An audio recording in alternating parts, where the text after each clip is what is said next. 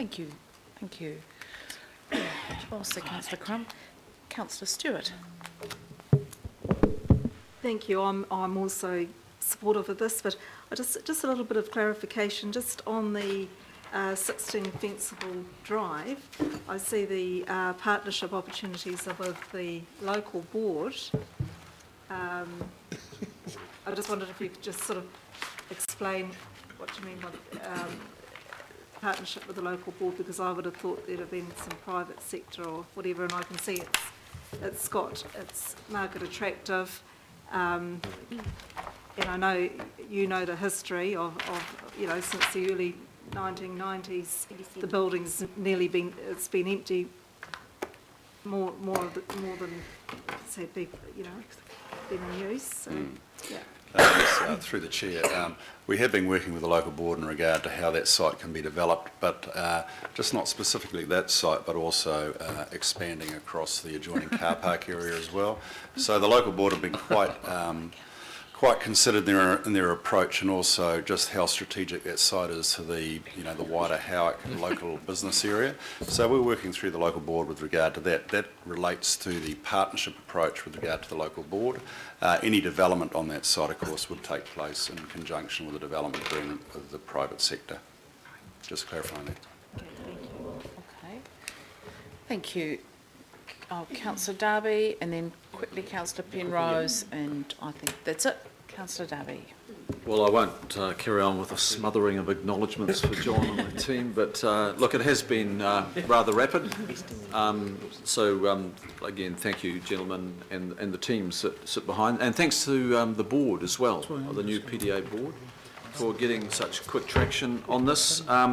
Great process, but I think we can also congratulate ourselves because we've actually followed a really good process at our governance level, and we've kept to some pretty strict criteria and stayed away from the old pork barrel stuff that I think former councils exercised pretty liberally and regularly, and so I think we've got to a good landing place so quickly because we've followed, all of us, a good process, good lessons, and we can broaden that to other parts of our organisation, I'm sure. Look, primarily, as you say, Chair, this is about confirming our transforms, and Councillor Crum and others have mentioned the worthiness of both these. I started my life in the south, and I used to ride trail bikes over the Manukau shopping centre before it was a shopping centre. I know it well, but it does intrigue me as to what else is going on around in this big triangle here, and I think these two transforms capitalise on this incredible energy that is happening between Onehunga and Manukau, and we know the residential growth is phenomenal. We know that Housing New Zealand have a huge stock of homes that could be they could be offering accommodation to 2-3 times the number of people. So there's the opportunity to be unleashing that potential as well by us focusing on these two transformed categories. The economic zone of the airport is the fastest growing economic zone in Auckland, if not New Zealand. It capitalises upon that opportunity as well. It capitalises upon the opportunity of confirming our rail alignment to the airport. And we have to land that in April, I think, because Auckland International Airport want confirmation. So it's either going to be metro gauge or it's going to be light rail. So there's a whole lot of things that we're, in the broader context, that these two transformation anchors are benefiting from and offering benefit to. They're well thought through. Totally support them. Lovely to see the unlock categories as well and the support categories. But I do have a word of warning as well, Madam Chair, and that is we need to home in now on the transforms and the unlocks and recognise what support might mean. Because we, in April, I think when we get this report, we will need to be alerted to the fact that we cannot keep spreading the resource of Panuku Development Auckland into every neighbourhood, every town centre. We've gone through the assessment criteria and this is where it's landed. So while I hear my colleagues around the table yearning for other places to be touched as well. Unless we add in a lot of human resource and a lot of budget, we're not going to do that. And I don't think we've got capacity in terms of human resource or budget to do that in this annual plan. We won't be going there. So I guess it's a word of warning. Let's get realistic and hunker down now and focus on these transforms and the unlocks. Some of the unlocks, like My Takapuna, don't need much hand-holding. The market has a huge appetite. It'll do What's it wrong with for the itself. support area? So thank you. Hang on. You can have Councillor, your speaking your- turn. It's a category. Councillor. Councillor Darby, you have the floor. I am just letting us all know. Mai Takapuna. Thank you.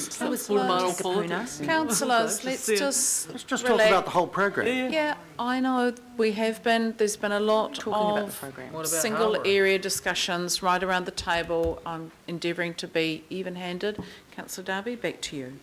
I will take great ownership of Takapuna. I'm very proud to see it there, and I've been doing a lot of work on Takapuna, and that's why I call it My Takapuna, because I own it and others own it, Councillor Casey. So, yeah, good work, and I congratulate the team and look forward to the April report. Thank you, Councillor Darby. And last word to Councillor Penrose. Yeah, look, a little bit irrelevant, probably, Madam Chair, but I think it's a good note to finish on, and what can be achieved by all of us working together in the council when we come together in 2010 and work on some key projects like what Panuku Auckland are working on. But if I take example of the Otahu Toia and the Otahu swimming community hub of Otahu that went without anything for 40 years. And we pumped 31 million into that. And some would say, what did we do that for? Well, we were there with Councillor Casey's committee the other week. And whilst I do have reservations about roaming the communities, we sat there, I would say, like a little goldfish bowl. We sat in an office area there with glass windows all around us. But the hundreds of people that come through that facility and the time frame we were there was mind-blowing. Absolutely mind-blowing. You know, people that would probably never exercise in 10 or 20 years, all of a sudden their lives have changed and they're in there. So to me, is about investing into an area. But people talk about debt levels, $31 million is a damn good investment to turn Otahuta around. And if we look just down the road where we're going to build a new bus interchange that's going to transform that area, I think, hey, we're on the right track. Thank you, Councillor Penrose. We forget the debt builds things. Councillor and I. Thank you, Madam Chair. Look, I don't make comments because of possible conflict, but I just want to say, John and the team, great work going on. Are you able to tell us a bit about Willis Bond and Howden Hobsawell? No. Okay. So I'm going to put those recommendations. All those in favour, please say aye. Against? Carried. Thank you very much. Really, really appreciate that work, and I hope that the strong message of support and endorsement makes its way back to the councillors, makes its way back to the board as well as the staff. Thank you, Madam Chair, and thank you to the councillors. Yes, I'll pass those thoughts on to the board who meet this Friday. Thank you. Lovely, thank you. Now, I am going to recommend that we do a quick swap round. We will take item 14 at this stage and then deal with item 13 after that. So I'm happy to move that. Seconder for that, Councillor Cooper. Thank you. So